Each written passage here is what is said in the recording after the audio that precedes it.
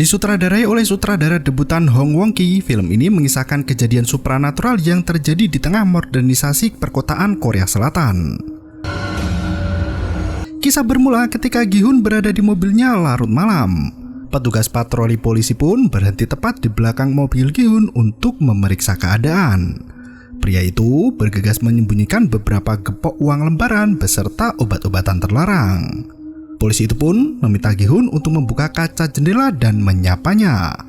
Gi-hun mengungkapkan jika dirinya baru saja pulang dari memancing ikan di danau.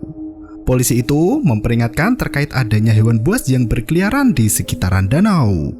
Dong-hun, polisi daerah Seora itu memperkenalkan diri sembari menyentuh kaca mobil menggunakan tangan kosong untuk meninggalkan jejak sidik jarinya. Dari berita di alat komunikasi Dong-hun, terdengar laporan baru terkait orang hilang. Mereka berkata wanita berusia 20-an itu terakhir dilihat menuju ke arah danau. Dong-hun sibuk memeriksa SIM dan kartu pengenal milik Gi-hun. Setelah semua diperiksa, Dong-hun melihat tas ransel wanita berwarna biru berada di bangku penumpang mobil Gi-hun. Ia mencoba untuk mengintip ke dalam melalui jendela, namun Gi-hun terus menutupi pandangan si polisi itu dengan tubuhnya. Bumper depan mobil Gi-hun pun tampak penyok. Karena tak memiliki banyak bukti, Dong-hun membiarkan pria itu bebas begitu saja. Gi-hun langsung tancap gas pulang ke kota. Istrinya menelpon ketika di perjalanan menanyakan mengapa Gi-hun tak kunjung pulang. Ternyata Gi-hun baru saja mengalami kecelakaan dan tak sengaja menabrak seorang wanita. Namun, ia berbohong pada istrinya dan berkata jika dirinya tadi menabrak rusa. Tiba-tiba, seekor rusa benar-benar muncul tepat di depan mobil Gi-hun. Untungnya, pria itu bisa menstabilkan kemudi meski jantungnya berdegup seperti mau copot. Gi-hun menghentikan mobilnya karena mencium bau busuk yang sangat menyengat. Bekas tangan polisi itu meninggalkan bubuk putih mengotori pemandangan. Gi-hun membersihkan bekas tangan itu dengan wiper namun sama sekali tak bisa hilang. Ia pun mengambil tisu untuk membersihkan noda itu dari kaca bagian dalam mobil. Anehnya, noda putih itu memang berasal dari dalam mobil dan hilang dengan mudahnya. Tak hanya satu, jejak tangan di dalam mobil Gi-hun bertambah hingga memenuhi kaca jendela. Gi-hun masih berbicara dengan istrinya di telepon. Ia berkata hendak membuang bangkai rusa itu sebelum pulang ke rumah. Gi-hun pun berbelok ke jalan sepi untuk meninggalkan mayit wanita di sana. Gi-hun membuka bagasi belakang yang disambut dengan bau busuk menyengat indera penciuman. Jasad wanita itu dimasukkan ke dalam koper, namun rambutnya tersingkap keluar. Gi-hun memotong rambut wanita itu dan pergi lagi mencari jalan lain yang lebih sepi. Ia melewati sebuah terowongan yang panjang sembari mendengarkan arahan dari peta digital.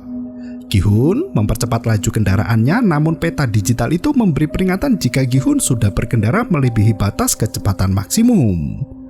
Gi-hun sama sekali tidak mempedulikan peringatan itu hingga tiba-tiba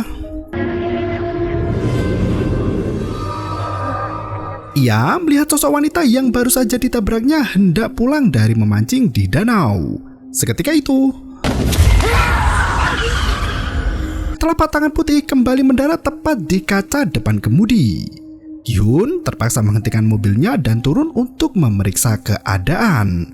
Saking ketakutannya, Gi-hun pun marah pada mayit dan mengumpat mayit wanita itu. Ia juga membuka bagasi mobil hanya untuk menghancurkan jasad si wanita dengan palu. Anehnya, saat koper itu dibuka, jasad wanita itu menghilang dari tempatnya. Isi koper itu hanya tersisa ceceran darah beserta cairan lain yang keluar dari tubuh si mayit.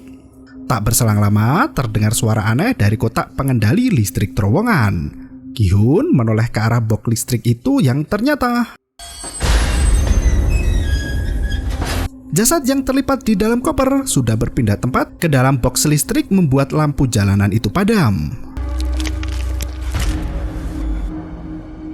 Mayit itu merangkak turun dari kotak listrik dan mulai bangkit secara perlahan. Gi-hun yang ketakutan lari ke dalam mobilnya, namun sama sekali tak mau menyala. Ternyata